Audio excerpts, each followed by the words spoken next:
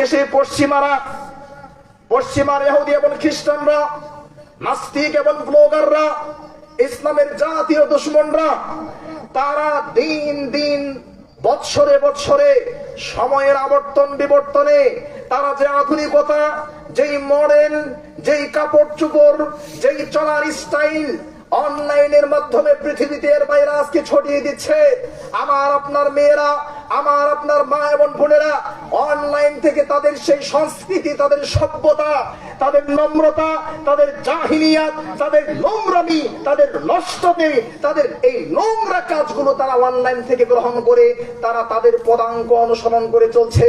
সমাজের মধ্যে এরা ভাইরাস তৈরি করছে কিভাবে?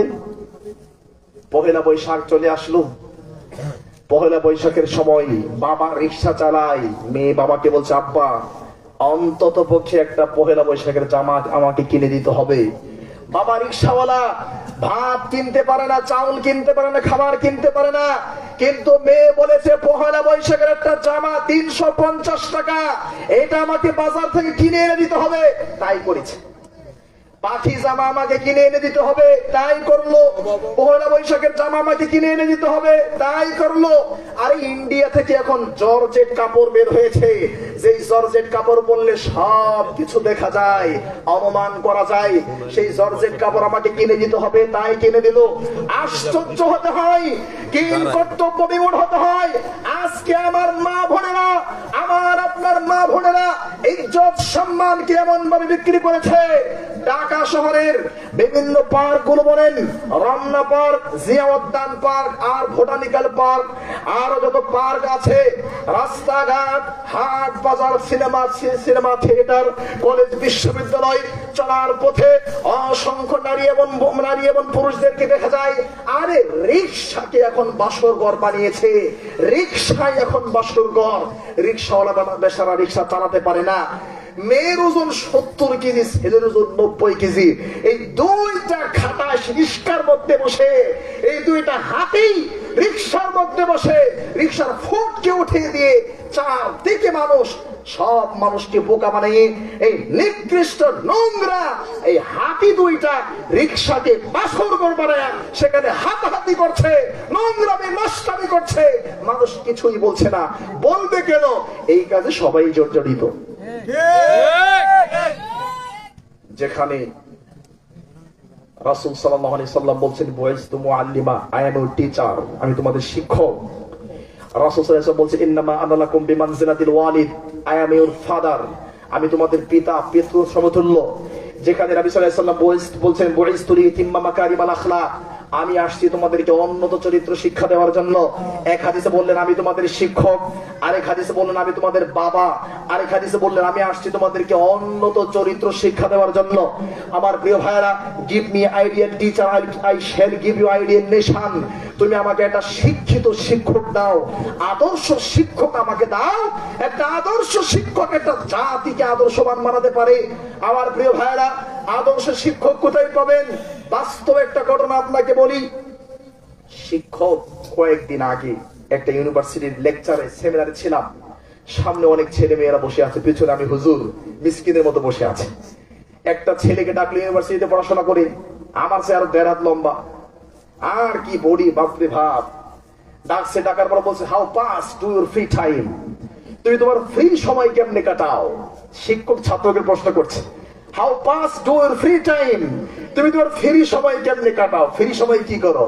বলছে, I pass my free time to free fire games, আমি ফ্রি ফায়ার গেমস খেলে আমার ফ্রি সময় কাটাই। শিক্ষক বলছে, মারো তালি, ছাত্ররা মারছে তালি। তাহলে ছেলে বলছে ফ্রি ফায়ার গেমস খেলে সময় কাটায়, শিক্ষক বলছে মারো তালি, ছাত্ররা মারছে তালি। তাহলে এই শিক্ষকের কাছ থেকে কি শিখবে? একটা খাটাস মহিলাকে ডাকছে, যার কাপড় চোপড় ঠিক নাই, তাকে বলছে, how pass to your free time, আপনি আপনার ফ্রি সময় কেমনে কাটান? ওই খাটাস মহিলা বলছে, I pass my free time to watch TV, আমি টিভি দেখতে দেখতে আমার ফ্রি সময়টা কাটাই। এরকম অন্তত পক্ষে 20টা ছেলেকে প্রশ্ন করছে। আল্লাহর কসম, একটা ছেলে এরকম উত্তর দেয় নাই যে আমি আমার ফ্রি সময় ইবাদত বন্দেগী করে, 2 রাকাত নামাজ পড়ে, কোরআন পড়ে, ইসলামিক বই পড়ে আমার ফ্রি সময় কাটাই। একটা ছেলে ওই উত্তর দেয় নাই। যতবার উত্তর দিয়েছে সে বলছে মারো তালি, ছাত্ররা মারছে তালি, আর অনুষ্ঠান গরম হয়ে যাচ্ছে। আমি পাগল হয়ে গেলাম দেখি। লিল্লাহি তাকবীর, আল্লাহু আকবার। ইসলামের আলো ঘরে ঘরে জ্বালো, আল কোরআনের আলো ঘরে ঘরে জ্বালো।